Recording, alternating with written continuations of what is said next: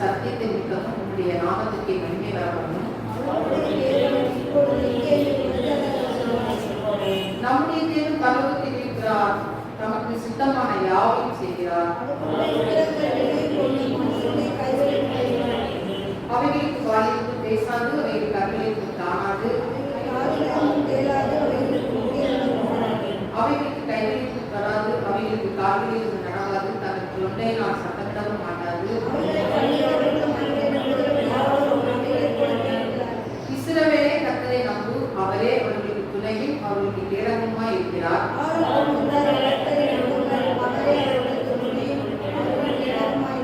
கர்த்தருக்கு பயப்படுகிறவர்களே கர்த்தரை நம்புங்கள், அவரே அவர்களுக்கு துணையும் அவர்களுக்கு கேடகமாய் இருக்கிறார்.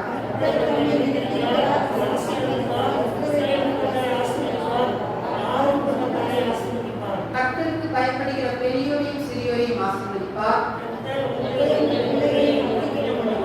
வானத்தின் பூமியை படைத்த கர்த்தராலே நீங்கள் ஆசீர்வதிக்கப்பட்டவர்கள். மருத்துவம் மௌனத்தில் இறங்குகிற அனைவரும் கர்த்தரை துதியார்கள்.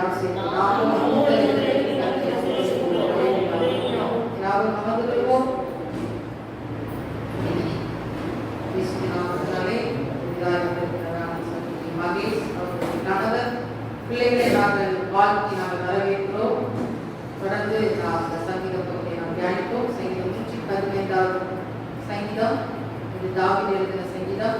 1வது வசனத்தில் இப்படியாக தாவீது சொல்கிறார், எங்களுக்கெல்லாம் கர்த்தாவே, எங்களுக்கெல்லாம் உமது கிருபை நிமித்தமும் உமது சத்தியத்தின் நிமித்தமும் உம்முடைய நாமத்திற்கே மகிமை வரப்படும் என்று சொல்லி இங்கே தாவீது சொல்கிறதை பார்க்கிறோம். அதாவது எதை நாம் செய்தாலும் அது கர்த்தர் மகிமைப்படும்படிக்காக நாம் செய்ய வேண்டும். நம்முடைய செயல்கள் கர்த்தருக்கு பிரியமுள்ளதாக இருக்க வேண்டும். அங்கே ஆண்டவர் அதில் மகிமைப்பட வேண்டும். சிலர் தன்னுடைய திறமைகளை குறித்து, தாளத்துகளை குறித்து, படிப்பை குறித்து, அந்தஸ்தை குறித்து, ஞானத்தை குறித்து என்ன செய்கிறார்கள்? மேன்மை பாராட்டுகிறார்கள். அதை என்ன செய்கிறார்கள்? மகிமைப்படுத்துறாங்க. சிலர் பேசும்போது நம்ம கேட்டுக்கிறோம், நான் இவ்வளோ பெரிய வீடு கட்டிட்டேன், இது இவ்வளோ பைசா நான் இது பண்ணிட்டேன். இல்லைன்னா சில பெண்கள் எடுத்துக்கிட்டா அவங்க நகை வாங்குறத சொல்லுவாங்க, நான் இத்தனை பவுன் என்ன செஞ்சுருக்கேன், நகை வாங்கியிருக்கிறேன், இந்த புதுசாக அந்த மாடல் வாங்கியிருக்கிறேன். இனிமாக இந்த மாதிரி ஏதாவது மார்க் பிள்ளைங்களை எடுத்துக்கிட்டா நிறைய வாங்கிட்டாங்கன்னா அது பெருமையாக பேசணும், நான் இவ்வளோ மார்க் வாங்கிட்டேன் அப்படின்னு சொல்லி. இன்னுமாக நல்லா படித்த பட்டதாரிகளை நம்ம பார்க்கும்போது நான் இவ்வளோ பெரிய படிப்பு படிச்சிருக்கிறேன் அப்படின்னு சொல்லி என்ன செய்வாங்க? அதை மேன்மை பாராட்டுவாங்க. அப்படி அதை மேன்மை பாராட்டாதபடி கர்த்தர் நாம் மகிமைக்கு என்று நாம் செய்ய வேண்டும், மேன்மை பாராட்ட வேண்டும். கர்த்தர் எதை செய்தாலும் கர்த்தர் எனக்கு என்ன தந்திருக்கிறார், ஈவா எனக்கு என்ன செஞ்சிருக்கிறார், இந்த ஆசீர்வாதத்தை தந்திருக்கிறார், இதெல்லாம் கர்த்தர் கொடுத்த ஈவு அப்படின்னு சொல்லி நம்ம நினைச்சோம். எதை செஞ்சாலும் நம்ம கர்த்தர் நாமத்தை மகிமைப்படுத்தணும். நமக்கு என்ன செய்யக்கூடாது? மகிமையை கொண்டு வரக்கூடாது. சங்கீதம் 20வது அதிகாரம் 7வது வசனத்திலே சில ரதங்களை குறித்தும் சில குதிரைகளை குறித்து என்ன செய்கிறார்கள்? மேன்மை பாராட்டுகிறார்கள். நாங்களும் இதை கர்த்தரை குறித்து என்ன செய்கிறோம்? மேன்மை பாராட்டுகிறோம். அப்போ மற்ற காரியங்களை குறித்து சில மக்கள் புறஜாதிகள் செய்யலாம், மேன்மை பாராட்டுகிறார்கள் தங்கள் தெய்வங்களை குறித்து. அப்போ நம்ம ஆண்டவராகிய இயேசு கிறிஸ்து என்ன செய்யணும்? மேன்மை பாராட்டணும். அப்படி மேன்மை பாராட்டும் போது கர்த்தருடைய நாமத்துக்கு என்ன செய்யப்படும்? மகிமை வரணும். அங்கே நேபுகாத் நேச்சாரை குறித்து நம்ம பார்க்கும்போது அவன் சொல்கிறான், நான் கட்டின மகா பெரிய பாபிலோன் அல்லவா என்று சொல்லி அவன் சொல்கிறான். நான் கட்டினது என்னால் உண்டாயிற்று என்று சொல்லி அவன் தன்னை நான் என்று பெருமையார் என்றைக்கு அவன் பேசினானோ உடனே அவன் மாட்டை போல பிள்ளைகள் தான் என்று பார்க்கலாம். தேவனுடைய பிள்ளைகளே, நம்ம பேசும்போது ரொம்ப கவனமா நம்ம பேசணும். நம்ம ஆண்டவரை ஆசீர்வதிக்க தொடங்கும் போது ரொம்ப கவனமா இருக்கணும், கவனமா பேசணும். அப்போ நம்மளை நம்மளே பெருமையா பேசும்போது அது எதை உண்டாக்கும்? நம்முடைய வீழ்ச்சியை அதில் உண்டாக்கும். நம்ம நல்லா உயர போயிட்டு இருப்போம், வளர்ந்துட்டு இருப்போம், நல்லா வளர்ந்துட்டே இருப்போம். சில நேரங்களில் நம்மை அறியாமலே நம்ம செஞ்சிருவோம், பெருமையா பேசிடுவோம். சிலர் தெரிந்தே பெருமையா செய்வாங்க, பேசுவாங்க. அது எதை உண்டாக்குகிறது? அது வறுமையை உண்டாக்குகிறது. அது நாம் வளர்கிற வீழ்ச்சியை, வளர்கிற ஆசீர்வாதத்தை தடுத்து அது வீழ்ச்சிக்கு நேராக கொண்டு செல்கிறதா இருக்கிறது. அப்போ நம்ம பேசுவது ரொம்ப கவனமா ஜாக்கிரதையா நம்ம பேசணும். அப்போ கர்த்தருடைய நாமத்துக்கு மகிமை வரப்படும்படியாக நம்ம பேசணும். அப்போ நம்ம பேசுற காரியம் கர்த்தரை வேதனைப்படுத்துறதா துக்கப்படுத்துறதா இருக்கக்கூடாது. அப்போ தாவீது சொல்கிறார், எங்களுக்கு அல்ல உங்க கர்த்தாவே, எங்களுக்கு அல்ல உங்க கிருபை நிமித்தம் சத்தியத்தை நிமித்தம் உம்முடைய நாமத்துக்கு மகிமை வர பண்ணும். அப்போ ஆண்டுடைய நாமத்துக்கு மகிமை வர பண்ணணும். இன்றையிலிருந்து நம்ம ஒரு தீர்மானம் எடுப்போம். எது நம்ம செய்தாலும் கர்த்தருடைய நாம அந்த இடத்துல மகிமை படுகிறதா என்பதை நாம் ஆராய்ந்து பார்த்ததை நாம் செய்ய, நாம் பேச நாம் கற்றுக்கொள்ள வேண்டும். அது மாத்திரமல்ல தேவனுடைய பிள்ளைகளே, தொடர்ந்து அதை சொல்லப்பட்டிருக்கிறது. இதிலே தேவனுக்கும் அங்கு பிரஜாதி மக்களுக்கும் இடையே காணப்படுகிற ஆசீர்வாதங்களை குறித்து இந்த சங்கீதத்தில் சொல்லப்பட்டிருக்கிறது. அப்போ பிரஜாதிகள் தேவங்கள் அது எப்படி காணப்படுகிறது என்பதை அதில் அழகா விவரித்து சொல்லப்பட்டிருக்கிறது. அதெல்லாம் ஒரு மனுஷனால செய்யப்பட்ட ஒரு கைவேலையான ஒரு காரியம். ஆனா அதை செய்கிறவங்களும் அதை பண்றவங்களும் அப்படின்னு செய்றாங்க, அவங்கள போலதான் இருக்கிறாங்க. அது அப்படிதான் இருக்கும், இந்த இடத்துலதான் இருக்கும். அதே போலதான் அதை வழிபடுகிற ஜனங்களும் இருக்கிறார்கள் என்று சொல்லி வேதம் சொல்லுகிறது. அப்போ அப்படிப்பட்ட ஆராதிக்கிற ஜனங்கள் எப்படிப்பட்டவர்கள்?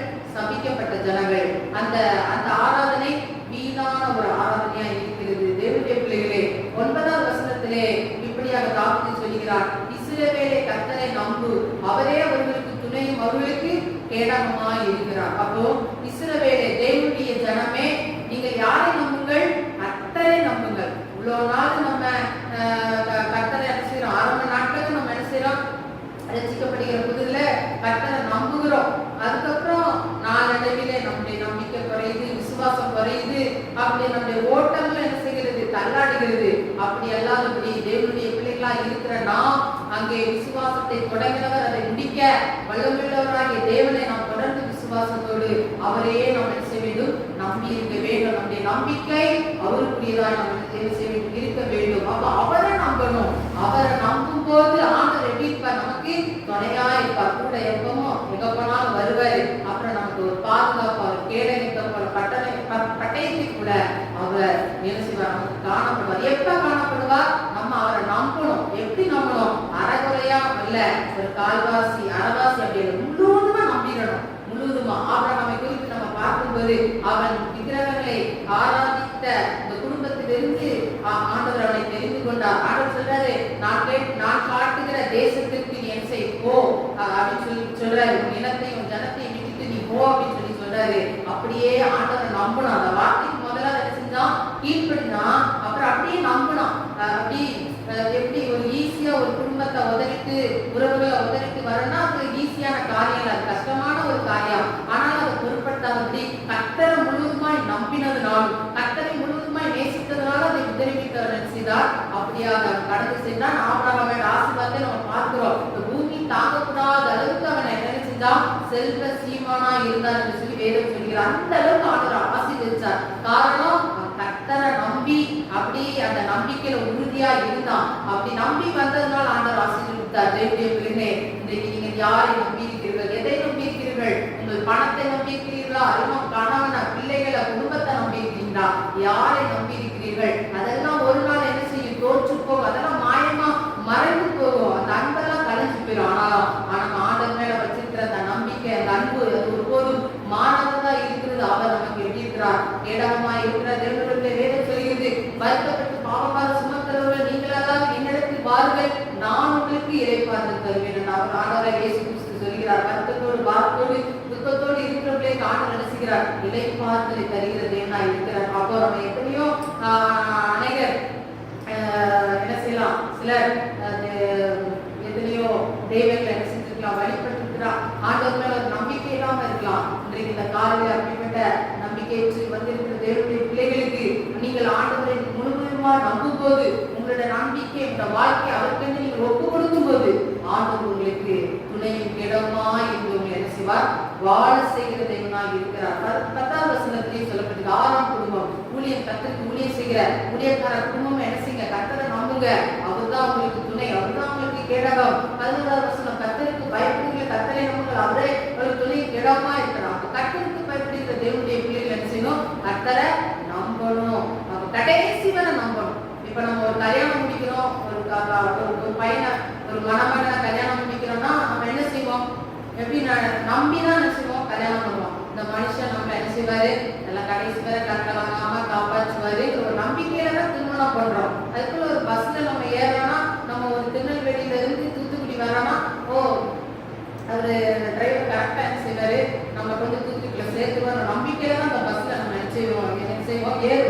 அதே போல ஆண்டவர் மேல நம்ம முழுவதுமா நம்பிக்கை, லாபமோ நஷ்டமோ நான் உங்களை நம்பிட்டேன், நீ என்னை கரை சேர்த்து விடும் என்று சொல்லி நாம் நம்பும்போது ஆண்டவராக இயேசு கிறிஸ்து நம்மளை அழகாக என்ன செய்வார், கரை சேர்த்து விடுவார், நம்மளை ஆசீர்வதிப்பார். ஆண்டவரை நம்பி வந்தவங்க ஆண்டவர் ஒருபோது வெட்கப்படுத்த மாட்டார். ஆண்டவர் அளிக்கிற தேவன் அல்ல, அவர் ஆசீர்வதிக்கிற தேவன், அவர் வாழ வைக்கிற தேவன். தேவனை நம்பி வந்த பிள்ளைகளுடைய வாழ்க்கையெல்லாம் நம்ம வேதத்துல பார்த்துக்கிறோம், இந்த நடைமுறையிலே பார்த்துக்கிறோம். ஆண்டவருடைய மேன்மேலும் ஆசீர்வதிக்கிற தேவனா இருக்கிற தேவனுடைய அவரை நம்புங்கள். 12வது வசனம், கர்த்தரை நினைத்து அவர் நம்மை ஆசீர்வதிப்பார். ஆண்டவராகிய இயேசு கிறிஸ்து நம்மளை நினைத்திருக்கிற தேவன். நான் அவர் செய்கிறார், உன்னை உள்ளங்கையில நான் செஞ்சுக்கிறேன், வரைந்திருக்கிறேன். உள்ளங்கையில ஆண்டவர் நம்மளை வரைந்து வைத்திருக்கிறார். எப்பொழுது நம் நினைவாய் இருக்கிறார், நம்மளை என்ன செய்கிறார், நினைத்து கொண்டு இருக்கிறார். ஆகவே நாம் ஆசீர்வதிக்கப்பட்ட ஜனங்கள். ஆண்டவர் சொல்கிறார், நம்மை நினைத்திருக்கிறார், அவர் என்ன செய்வார், ஆசீர்வதிப்பார். இஸ்ரவேல் குடும்பத்தாரை ஆசீர்வதிப்பார், ஆரோன் குடும்பத்தாரை ஆசீர்வதிப்பார். அப்ப இன்னைக்கு நீங்க நினைக்கலாம், சில நேரங்கள்ல சந்தோஷமா இருக்கும்போது நம்முடைய உறவுகள், சொந்தங்கள், பந்தங்கள் எல்லாரும் என்ன செய்வாங்க, நம்ம கூட இருப்பாங்க, நம்ம நினைப்பாங்க, பழகுவாங்க. ஆனா ஒரு துக்கமான ஒரு சூழ்நிலையில, ஒரு கடினமான பாதையில நம்ம செல்லும் போது அநேக நம்மளை என்ன செஞ்சுருவாங்க, உதவி கை விட்டுட்டு போயிருவாங்க, கை கொடுக்க மாட்டாங்க. அப்படி ஒரு நிர்பந்தமான சூழ்நிலை, கைவிடப்பட்ட சூழ்நிலை, அந்த சூழ்நிலையில நீங்க கர்த்தரை நினைக்கும் போது ஆண்டவர் உங்களை நினைக்கிற தேவனா இருக்கிறார். தேவனுடைய வசனம் சொல்லுகிறது, கர்த்தர் நம்மை நினைக்கிறார்.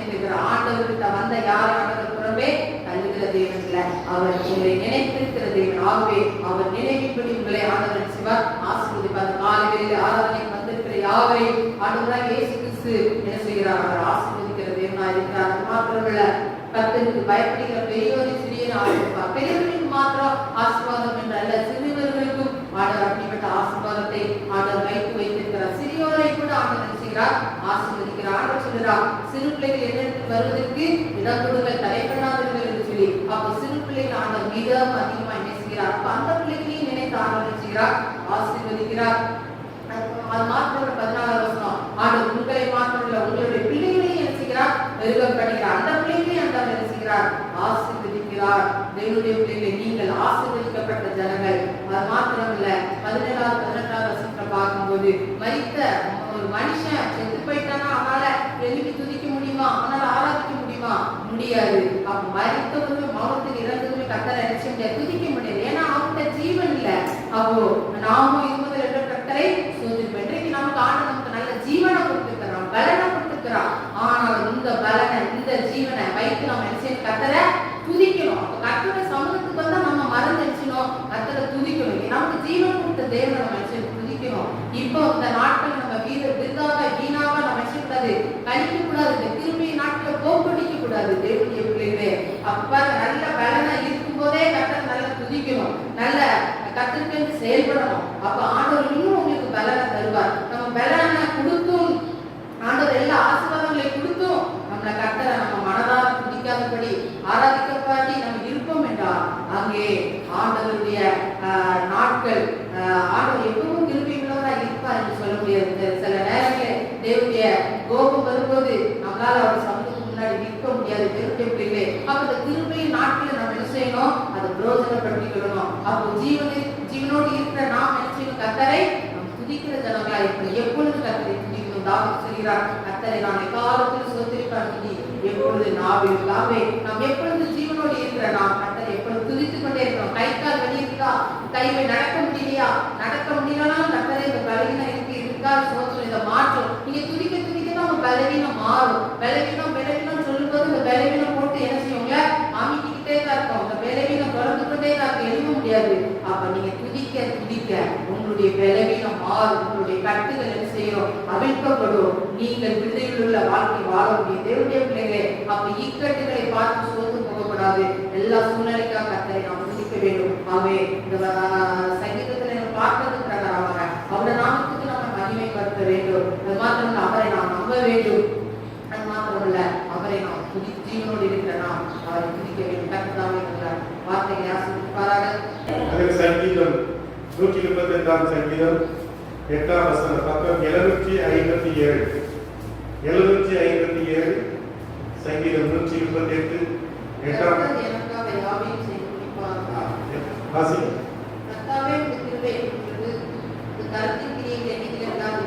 எல்லாம் சேர்ந்து கூட்டு முறை வாசிங்க. கர்த்தர் எனக்காக யாவையும் செய்து முடிப்பார். கர்த்தாவே என் கிருபை என்றுள்ளது. இந்த கரத்தின் கிரியைகளை இன்னொரு முறை, கர்த்தர் எனக்காக யாவையும் செய்து முடிப்பார். கர்த்தாவே என் கிருபை என்றுள்ளது. இந்த கரத்தின் கிரியைகளை இன்னொரு முறை, கர்த்தர் எனக்காக கர்த்தாவே இந்த கரத்தின் கிரியைகளை தாவே இந்த வசனத்தின் மூலமாய் பேசும் விதைகள் பேசி ஜெபிக்கிறோம். ஹல்லேலூயா. சந்தனக்காரத்தில் ஒரு ஜெப கூட்டம் வச்சிருந்தாங்க. நானும் பாஸ்டர்லாம் சந்தனக்க 3 வந்து ஜெபம் ஜெபம் இந்த வீடுகளில் வைத்தால் உங்களுக்கு ஆசீர்வாதம். அந்த சுரன் கட்டின நாட்களிலே ஞாயிற்றுக்கிழமை நாங்கள் வீடெல்லாம் விசிட்டிங்லாம் பண்ணிட்டு வந்து படுத்துட்டு நம்ம 11 மணிக்கு ஃபோன் பண்ணாங்க. நீ உடனே நாளைக்கு காலைல வா, ஒரு வீட்டில் நம்ம ஜெப கூட்டம் வச்சிருக்கோம். ஒரு கடை, ஒரு ரெடிமேட் கடை. அவங்க நம்முடைய மேலவன் ஸ்டோர் மாதிரி இந்த சுரண்டையில் பொன்ராஜ் ஜவுளி ஸ்டோர் 3 மாடி கட்டடம், பெரிய கட்டடம். இந்த சபை மாதிரி ஒரு 3 மடங்கு.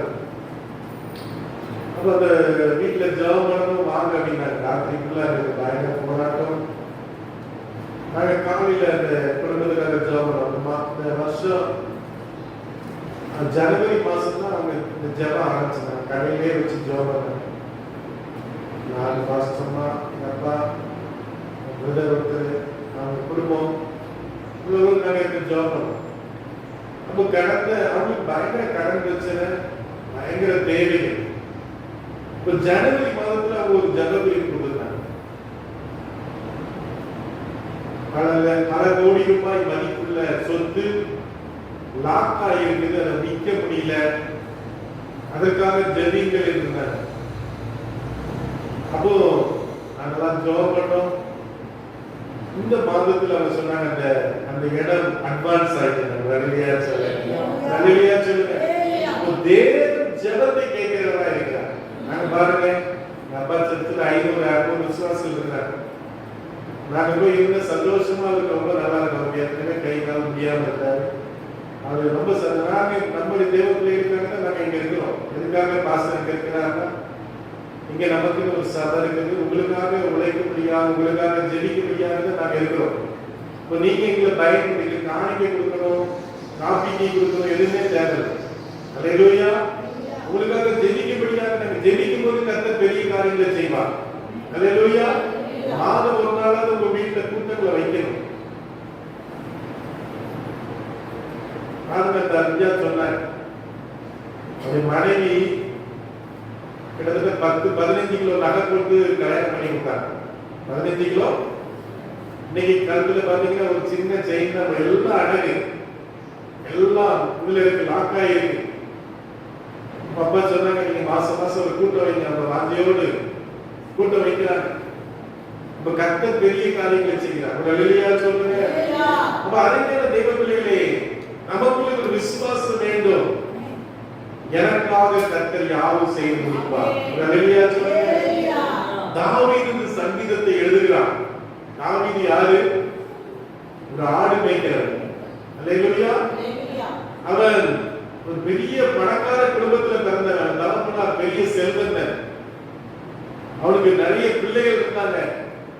பிள்ளைகள்லாம் மற்ற பிள்ளைகள் அரசாங்க வேலை பார்த்தாங்க.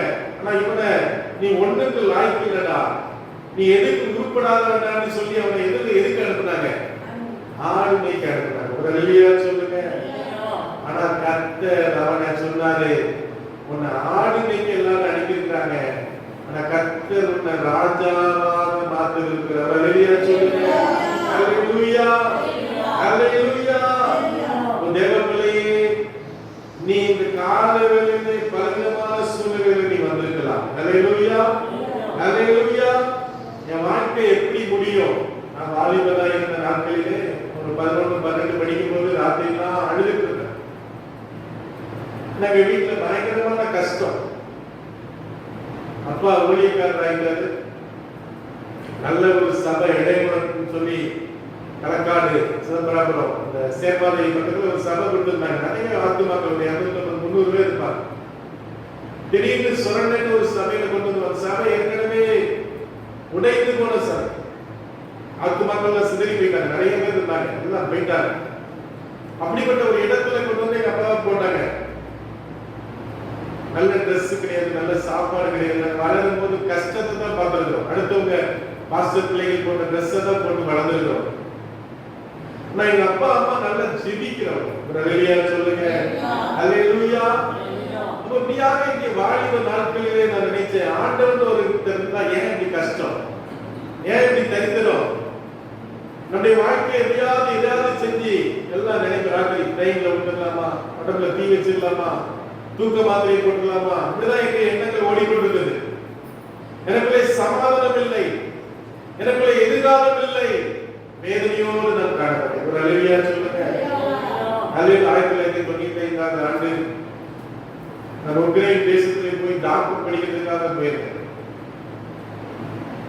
என்னுடைய எண்ணம் என்னன்னா, இவ்வளவு நாள் வீட்டுல எப்ப பார்த்தாலும் ஜாப் பண்ண வேலைவாசி, ஒரு சிறையில ஜெயில இருந்த மாதிரி ஒரு அனுபவம். இங்க போய் நல்லா எப்படினாலும் வாழலாம். அந்த தேசத்துல பாத்தீங்கன்னா தப்புலாம் பண்ணலாம், குடிக்கலாம், வெடிக்கலாம், பெண்களோட இருக்கலாம், ஒரு பிரச்சனை கிடையாது, யாரும் கேட்க மாட்டாங்க. துன்மார்க்கமாய் வாழ்ந்து மறிக்கலாம் என்று என்னை ஏசு தேடி வந்தார். ஒரு அல்லேலூயா சொல்லுங்க. நான் ராத்திரி சாயங்கால வேலையிலே நான் வேதனையோடு இருந்தேன். நாங்க சொன்னாங்க, இந்த வருஷம் ஒவ்வொரு வருஷம் நீ படிக்கணும்னா பல லட்சம் ரூபாய்கள் ஆகும், நீங்க படிக்க முடியாதுன்னு சொன்னாங்க. உடனே நான் நினைத்தேன், நீங்கள் நம்ம செத்துடணும், ஏன் செத்துடணும் அப்படின்னு நினைச்சேன். ஆனால் ஏசு வாழ்க்கிறார். அல்லேலூயா. ஏசு வந்து ஒரு பெரிய சமாதானம் கிடைத்தது, ஒரு நம்பிக்கை கிடைத்தது. ஏசு என்னை காப்பாற்றும். ஏன்னா ஒரு சத்தத்தை கேட்டேன், நீங்க இரு, நான் உன்னை நடத்துவேன். ஒரு அல்லேலூயா சொல்லுங்க. 17 வயசு எனக்கு முடியல. அப்போ ஆண்டோடைய வார்த்தையை நான் கேட்டேன். ஆண்டு சொல்லுங்க, இரு நடத்துவேன். நான் உடனே எங்க அப்பா போன் பண்ணி கேட்பா, நான் ரசிக்கப்பட்டேன். ஆண்டு சொல்லிட்டு எது நடத்துவேன்னு சொல்லிட்டு, அப்ப என்கிட்ட இருந்தது கொஞ்சம் பணம் தான் இருந்துச்சு. ஆண்டவர் அதிசயமா இங்க நடத்தினார். அல்லேலூயா. 1 வருஷம் 2 வருஷம் 3 வருஷம் நடத்தினார். அல்லேலூயா சொல்லுங்க. 1 வருஷம் படிச்சுட்டு இருக்கும்போது திடீர்னு பணம் கட்டாத படினால ஹாஸ்டல்ல இருந்து நீ வெளியில தள்ளிட்டாங்க. தங்கிறதுக்கு இங்கே இடம் ஒரு விசுவாசி வீட்டுல தங்கியிருந்தேன். பாஸ்டர் சொல்லிட்டாரு, இப்படி தங்கக்கூடாது, உடனே ஊருக்கு போட்டேன். ஊருக்கு போறது பணம் கிடையாது. நான் ஒரு நாள் சபையில அங்க மாளிகையில நாங்க பெரிய சபை, அதுல வந்து இந்த சர்ச்சு நடக்கிறதுனால வந்து மைக் செட்லாம் எடுத்து வைக்கிறாங்க. நாங்கள் அவங்களுக்கு சொந்த இடம் அந்த நாள் இப்போ இருக்குது, அந்த நாட்கள்ல இல்ல, வாடகை கட்டடங்கள் வந்து அவங்க ஆரம்பிச்சாங்க. அவங்க வாடிக்கையில நான் நீங்க சுத்திட்டு இருக்கும்போது ஒரு அம்மா பார்த்து நீ பார்த்து அழுதாங்க. ஒரு வயசான பாட்டி, என்னமா அப்படின்னு உன்னை பார்த்தா என் மகன் மாதிரியே சொல்லுங்க. நான் ஒரு அவங்க நம்ம கருப்பு தானே, கருப்பு அதுக்கு பொண்ணி மாதிரியே ஒரு மகன் இருந்தான். அவன் 2 வருஷத்துக்கு முன்னால மீன் பிடிக்க போன ஆத்துல வந்து சேர்த்துட்டான். வெளியா சொல்லுங்க. 2 வருஷம் வச்சு சாப்பாடு போட்டாங்க. வெளியா சொல்லுங்க. ஆண்டவர் எவ்வளவு நல்லது பார்த்தீங்களா? ஆண்டவர் எவ்வளவு நல்லது. என்னை வந்து எல்லாரும் வெளியில போட்டாங்க. 1 வருஷம் மிஸ்ஸாவே இல்லாம இருந்துச்சு. ஆனாலும் தேவன் அதிசயமா நடக்கிறார். ஒரு வெளியா சொல்லுங்க. ஆண்டவர் இன்னைக்கு பாருங்க, ஆண்டவர் ஊழியக்காரனாய் பார்த்து நல்ல மனைவி பிள்ளைகளை கொடுத்து இன்னைக்கு கத்த வைத்திருக்கிறார். ஒரு அல்லேலூயா சொல்லுங்க. அப்போ நம்முடைய வாழ்க்கை எப்படி முடியும்? என் பிரச்சனைக்கு முடிவு இருக்கிறதா? கடவுள் என்னை மறந்துட்டாரா? நான் வேதம் சொல்கிறது, கர்த்தர் எனக்காக அவன் எல்லா காரியங்களையும் செய்கிறார். எத்தனை விசுவாசிகள் ஆண்டவருக்கு சில காரியங்களை இப்பவே செய்ய ஆரம்பித்துட்டார். அல்லேலூயா, அல்லேலூயா. பிலிப்பியர் 1:6 வாசிக்கிறோம். பிலிப்பியர் புத்தகம் எத்தனை பக்கம் சொல்லிருக்கோம்? பிலிப்பியர் நகல் பைபிள் இருக்கமா? சகோதரிக்கு பைபிள் இருக்கா? பிலிப்பியர் 1:6 வாசிங்க. நான் நினைக்கிற பொழுதெல்லாம் என் தேவனை ஸ்தோத்திரிக்கிறேன். என் கட்டுகளிலோ 1:6 பிலிப்பியர் 1:6 வாசிங்க. என் கட்டுகளிலோ என்ன சொல்கிறது? உங்களுக்குள் நல்ல கிரியை பிலிப்பியர் 1:6 வாசிங்க மகளா. உங்களுக்குள் நல்ல கிரியை ஆரம்பித்தவர் அதை முடிவு வரை நடத்துவார். ஒரு அல்லேலூயா சொல்லுங்க. ஆரம்பித்தவர் என்ன செய்வார்? முடித்து வைப்பார். சொல்லுங்க. ஆரம்பித்தவர் செடியை வச்சவன் என்ன செய்வான்? செடியை வச்சவன் என்ன செய்வான்? ஆஸ்திரமா வேற ஒரு தோட்டம் வச்சிருக்காங்க, ஏதேன் தோட்டம். அல்லேலூயா. அவங்களுக்கு அவங்களுக்கு தண்ணி ஊத்துறதே செடிக்கு தண்ணி ஊத்துறதே அப்படின்னாரு. அதனால கட்ட செடியெல்லாம் பாதுகாக்கிறார். அல்லேலூயா, அல்லேலூயா, அல்லேலூயா. 5ஆம் வசனம் வாசிக்கிறேன். நற்கிரியைகளை தொடங்கினவர் அது இயேசு கிறிஸ்துவே நான் பரியந்தம் புதிய நடத்துவார் என்று நம்பி. ஆமென். உங்களின் நற்கிரியை ஆரம்பித்தவர் இயேசு கிறிஸ்துவின் நாட்களில் அதை நடத்த வல்லவராய் இருக்கிறார். அல்லேலூயா. ஒரு மனுஷன் ஒரு வீடு கட்டிட்டு இருந்தார். அது வேலை நடந்துட்டு இருந்துச்சு. ஒரு ஆள் வந்து கேட்டார், ஐயா இந்த வீட்டை கட்டி குடிச்சிருக்கீங்களா? அல்லேலூயா. அதை கட்டுன அந்த கட்டடக்காரன் சொன்னாரு, இந்த வீட்டை நான் கட்ட ஆரம்பிச்சேன், இதை நான் கட்டி முடிப்பேன். ஒரு அல்லேலூயா சொல்லுங்க. நம் வாழ்க்கையை ஆரம்பித்தவர் அதை முடித்து வைக்க வல்லவராய். எல்லா கரங்களை சொல்லுங்க. அல்லேலூயா. வேதத்திலே யோசேப்புடைய வாழ்க்கையை நம்ம பார்க்கிறோம். அல்லேலூயா. யோசேப்பு 17 வயசு வாலிபனா இருந்தான். நல்லா அவனுக்கு என்ன Dress கொடுத்திருந்தாங்க? Silk Dress. என்ன Dress? பலவர்ண அங்கி. என்ன அங்கி? பலவர்ண அங்கி. அந்த மாதிரி Dress என்ன செய்யல? Dress-ஏ கிடையாது. அல்லேலூயா. அண்ணமார் என்ன பண்ணாங்க சொல்லுங்க? அண்ணமார் என்ன பண்ணாங்க? Dress எடுத்துட்டாங்க, ஊருனாங்க. அல்லேலூயா, அல்லேலூயா. அவன் போத்திபார் வீட்டுக்கு போறான். யார் வீட்டுக்கு போனா? போத்திபார் வீட்டுக்கு போனா அங்கே என்ன நடக்குது? Dress வீட்டாங்க. அல்லேலூயா. சிறைச்சாலைக்கு போறான். சிறைச்சாலையில் என்ன பண்ணிட்டாங்க? அங்கே Dress வீட்டாங்க. ஆண்டவர் ராஜ வஸ்திரத்தை கொடுத்தார். அல்லேலூயா. இந்த உலகம் கொடுக்கிற Dress எல்லாம் பிசாசு உருவிடலாம். ஆனா கர்த்தர் கொடுக்கிற Dress தான் நிலையான Dress. அல்லேலூயா, அல்லேலூயா. இந்த உலகத்துல எவ்வளவு வெளியேறப்பட்ட Dress கொடுத்தாலும் என்ன பண்ணிடுவாங்க? உருவி போட்டுருவாங்க. அல்லேலூயா. நல்ல Dress போடுறதுக்கு என்ன பண்ண மாட்டாங்க? விரும்ப மாட்டாங்க. அல்லேலூயா. இந்த நேரத்துல நாங்க ஒரு உறவினர் வீட்டுக்கு போயிருக்கோம். அப்ப சொன்னாங்க, ஸ்டாலின் போட்டிருக்கிற பனியன் 18,000 ஸ்டாலின் போட்டிருக்கிற பனியன் எவ்வளவா? 18,000. கையில கட்டிருக்கிற வாட்சி பல கோடி ரூபாய். அதெல்லாம் நமக்கு தெரியாது. ஜனங்கள் எப்படி வாட்ச் பண்றாங்க அப்படின்னா, அல்லேலூயா, அல்லேலூயா. எத்தனை கோடினாலும் மண்ணில போடும்போது என்ன பண்ணிடுவாங்க? எல்லாத்தையும் எடுத்துவாங்க. இல்ல மறிக்கும் போது பாத்தீங்களா, எத்தனை 100 பவுன் செயின் போட்டாலும் எடுத்துவாங்க. இருக்குதாப்பா கை வரலனாலும் கையை உடைச்சாது. கையில இருக்கிறதெல்லாம் எடுத்துவாங்க, உருகிடுவாங்க. அல்லேலூயா சொல்லுங்க. சகோதரர்கள் வெறுத்தார்கள், அடிமையாக விற்கப்பட்டார், சிறைச்சாலையிலே போடப்பட்டார். இறுதியிலே கர்த்தர் தேசத்தினுடைய ஆளுநராக வைக்கிறார். எல்லாரும் கரங்களை யோசேப்புடைய கைக்கு எவனோ அல்லேலூயா எவனோ என்ன செய்ய முடியாது. அவன் அசைவு, அவன் என்ன சொல்றான் அப்படிதான் இருக்கணும். அவனுக்கு தான் முழு அதிகாரத்தை கொடுத்தார். எல்லா கரங்களை சொல்லுங்க. அல்லேலூயா, அல்லேலூயா. அப்ப அருமையான தேவ பிள்ளைகளே, ஒரு நினைவுகள் இன்னைக்கு நம்ம நினைப்போம் பலவிதமான நினைவுகளை கொண்டு. அல்லேலூயா சொல்லுங்க, ஒரு அல்லேலூயா சொல்லுங்க. அந்த காஞ்சிபுரத்துல ஒரு பாஸ்டர் இருந்தார். அவருடைய மெசேஜ் தான் நான் வச்சு கேட்க நல்லா இருக்கு. AG pastor. அவர் ஒரு மலையாளி. அப்போ ஒரு நாள் அவர் சென்னையில ஊழியம் செஞ்சுட்டு இருந்த போது RSS வாலிபர்கள் 4 பேர் இருந்தாங்க. 5 பேர். நீ இயேசுவை காட்டலன்னா உன்னை நாங்க என்ன செய்வோம்? உன்னை வெட்டி கொல்லுவோம். ஒரு அல்லேலூயா சொல்லுங்க, ஒரு அல்லேலூயா சொல்லுங்க. உடனே அவர் ஜெபம் பண்ணார். ஆண்டவரே இப்படி சொல்றாருப்பா, இது நாளைக்கு 12 மணிக்கு வர சொல்லு. எத்தனை மணிக்கு? நாளைக்கு 12 மணிக்கு வர சொல்லு. ஒரு அல்லேலூயா சொல்லுங்க. அப்போ வந்தோட 12 மணிக்கு ஏசுவை காட்டியா? ஏசுவை காட்டியா? உடனே அவர் வாரத்தை அந்த சூரியனை பாருங்க. பார்த்துட்டு ஐயோ பார்க்க முடியல, இருந்தது கண்ணு நல்லா பாரு, நல்லா பாரு. அவன் பார்த்துட்டு கண்ணை நான் கூசிட்டு இல்லையா அப்படின்னா, நீ பார்க்கலன்னா நான் உன்னை வெட்டிக்குவேன். நீங்க 5 பேரை ரசிக்கப்பட்டு 5 ஊழியக்காரங்க எல்லா காரணத்தையும் ஒரு கிராமத்துக்கு போயிருக்காங்க ஊழியத்துக்கு. கிராமத்துல போயிருக்க. எதுக்காக வந்தீங்க? இயேசுவை பத்தி சொல்ல. என்ன சொல்ல? உடனே அவர் சொல்லிருக்கான், என் முனுசாமி கந்தசாமியை பத்தி பேச முடியுமா? என்ன சாமி? முனுசாமியும். உடனே இவர் போய் ஜோம் இருக்கிறார். ஆண்டவரே, இவங்க இப்படி சொல்றாங்களப்பா, என்ன பார்த்து நான் சொல்லி நீ பேசு. ஒரு அல்லேலூயா சொல்லுங்க, ஒரு அல்லேலூயா சொல்லுங்க. ஹalleluya, ஹalleluya.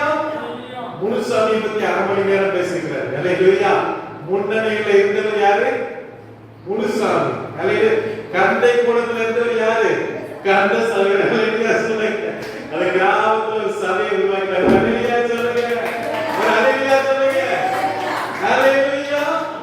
முன்னணியில இருந்தவர் யாரு? முனுசாமி. கந்தை குளத்துல இருந்தவர் யாரு?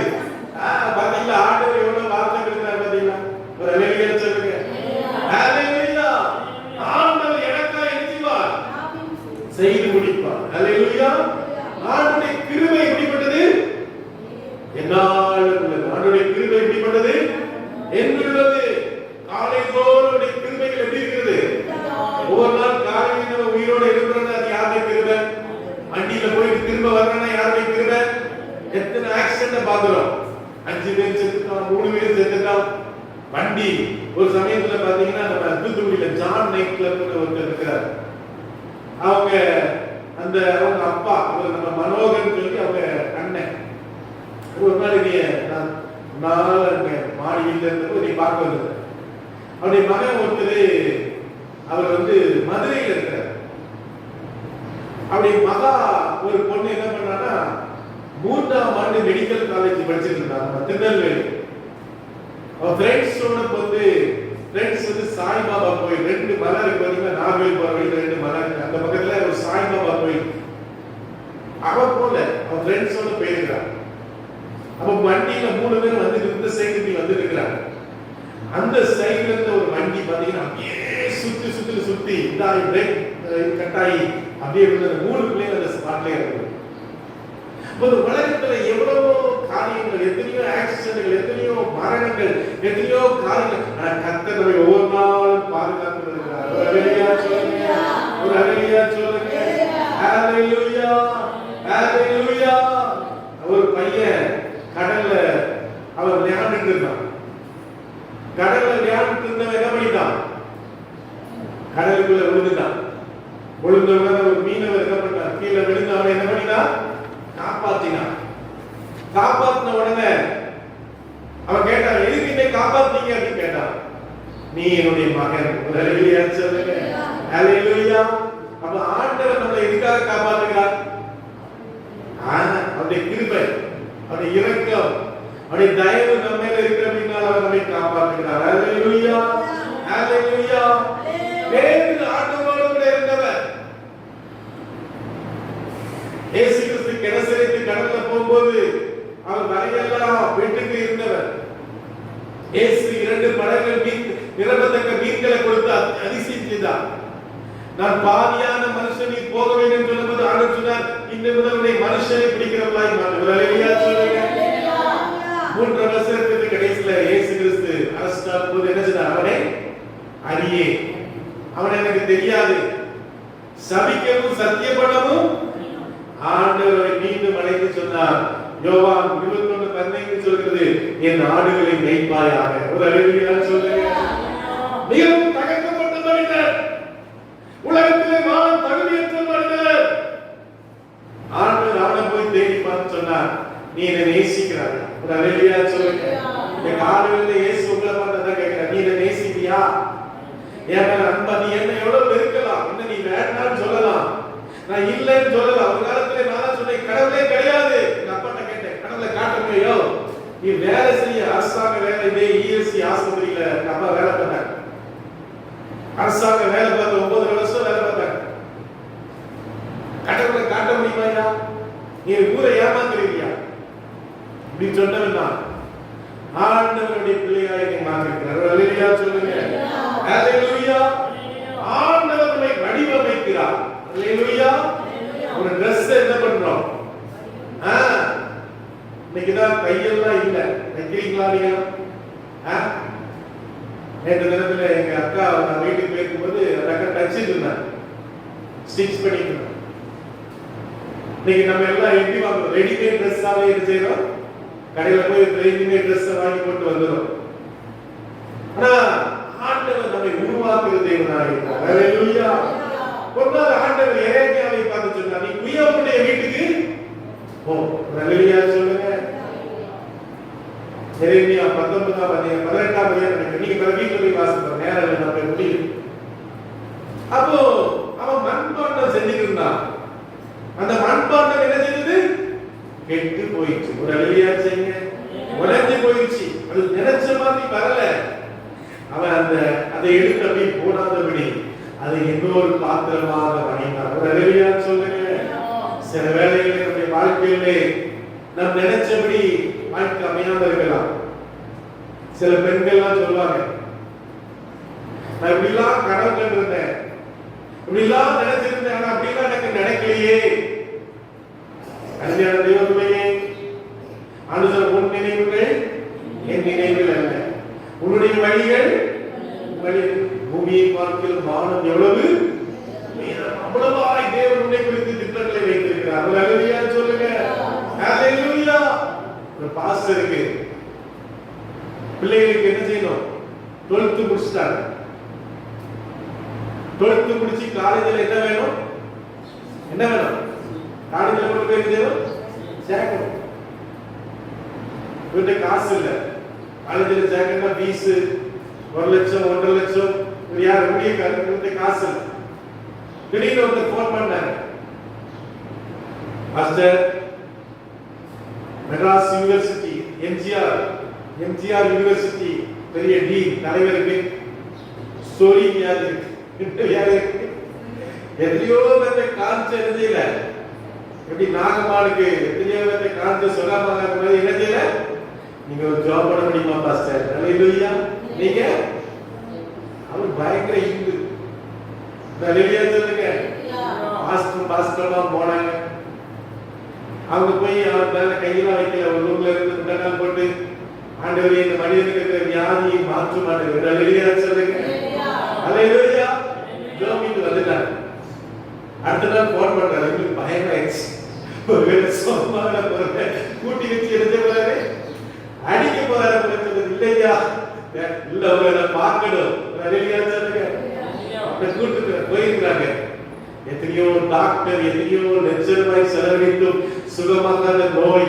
பாஸ்டர் வந்து ஜோம் பண்ண உடனே ஒரு ஏஞ்சல் சொல்லுவாங்க, தூதர். ஒரு தூதன் வந்தாருங்க. நீங்க போன உடனே ஒரு தூதன் வந்து என்ன நீ தடை விட்டா என் யாரு சொல்லுவாங்க எல்லாம் கரங்களை சொல்றாங்க. உங்களுக்கு நான் யாரும் செய்யணும். உங்களுக்கு அதுதான் இல்ல, நீங்க நல்லா ரசிக்கப்பட்டு சபைக்கு போங்க, உங்களுக்கு நான் ஏதாவது செய்யணும். ஒரு அழகியா சொல்லுங்க. பிள்ளைங்க என்ன செய்யறாங்க? +2 முடிச்சிருக்காங்க, காலேஜ்ல சேர்க்கல. நான் அப்படி டெய்லி எனக்கு பிரேயர் இருக்கிறதுனால நான் செய்யல, காலேஜ்ல சேர்க்கல. உடனே இவரு அமெரிக்கால இருக்கிற ஃப்ரெண்டுக்கு போன் பண்ணிருக்காரு.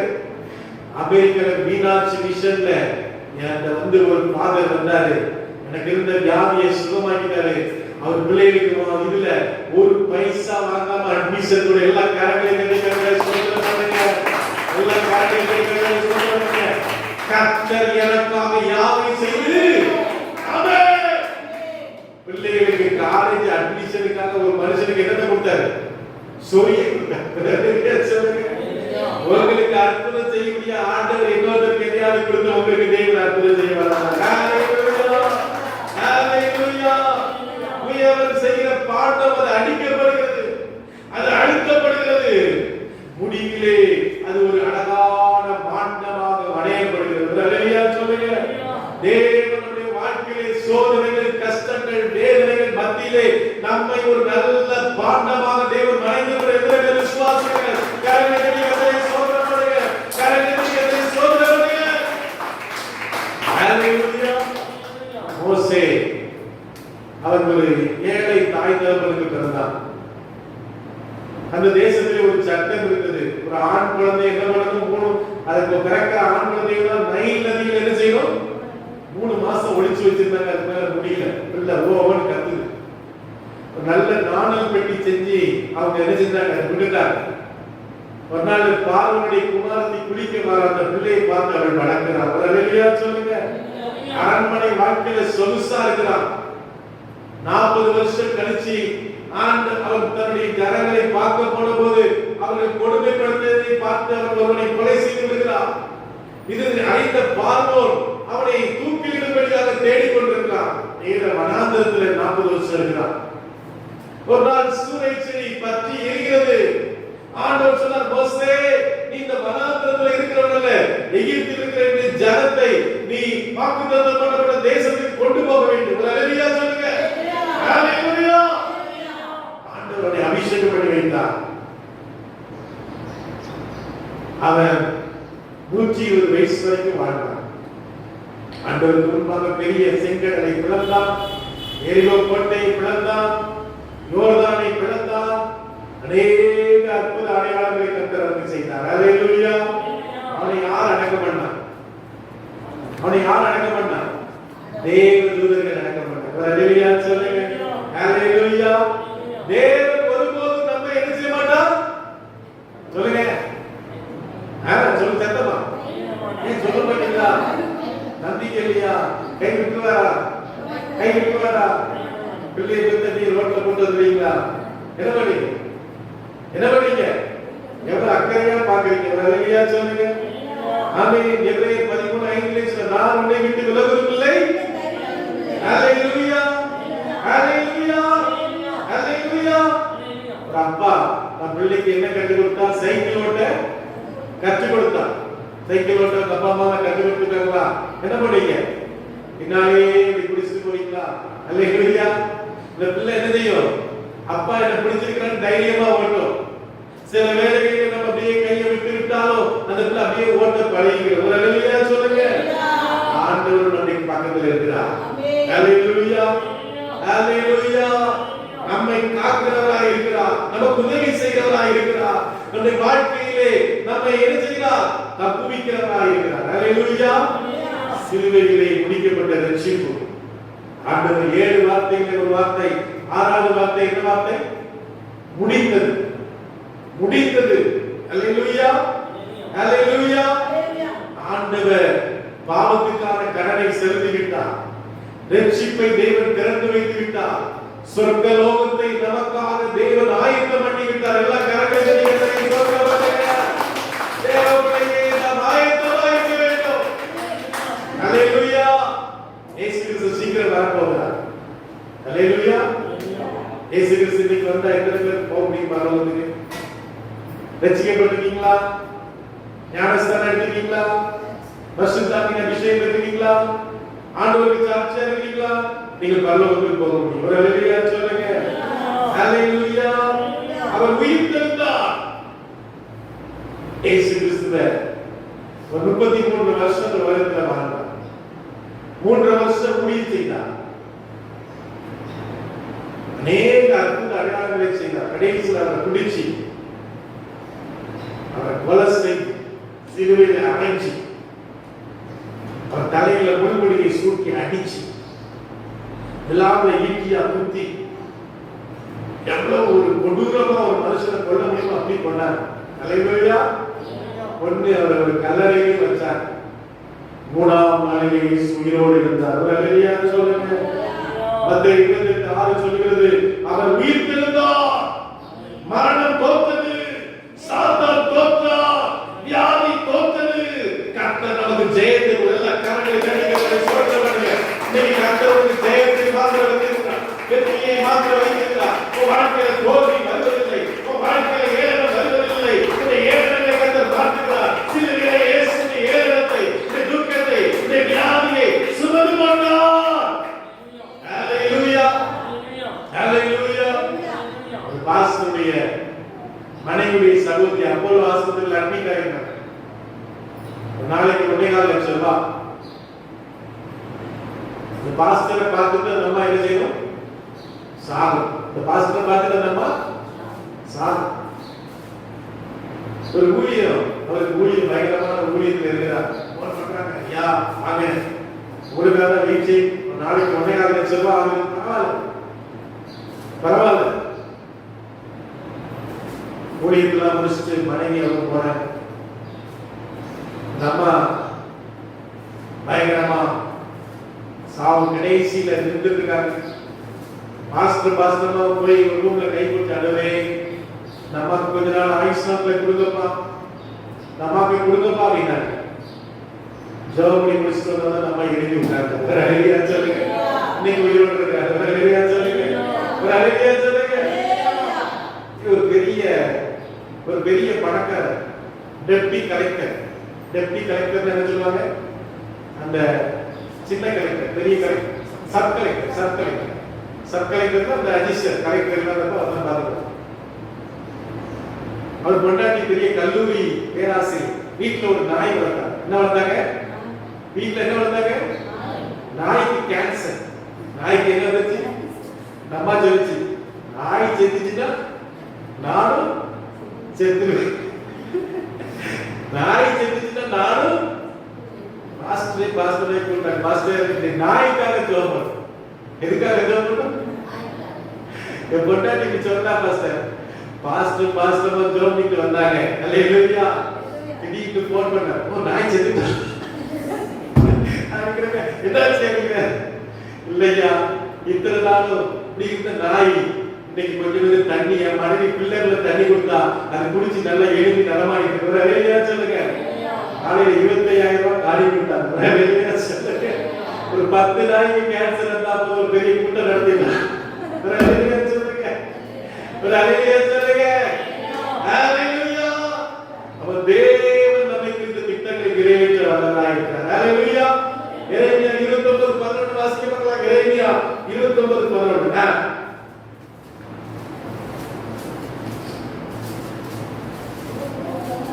நீங்கள் எதிர்பார்த்திருக்கும் முடிவை உங்களுக்கு கொடுக்கும்படிக்கு நான் உங்கள் பேரில் வைத்திருக்கிற நினைவுகளை அறிவேன் என்று கர்த்தர் சொல்கிறார். ஹalleluya. நீங்கள் எதிர்பார்த்திருக்கிற முடிவுகளை உங்களுக்கு கொடுக்கும்படிக்கு உங்கள் மேல் இருக்கிற நினைவுகளை அறிவேன். அதை தீமைக்கல்ல சமாதானம். நிறைய ஒரு மனுஷன் பணம் வாங்கிட்டு இருந்தான். பார்த்தோம்னா இந்த படம் நல்லா இல்லையேன்னாங்க. அந்த படம் வரைஞ்சி முடிச்சோட பாத்தீங்கன்னா அழகான ஒரு ஓவியமா இருந்துச்சு. ஒரு அழகியா சொல்லுங்க. பாதியிலே நம்ம எல்லாத்தையும் பார்க்க நினைக்கிறோம்.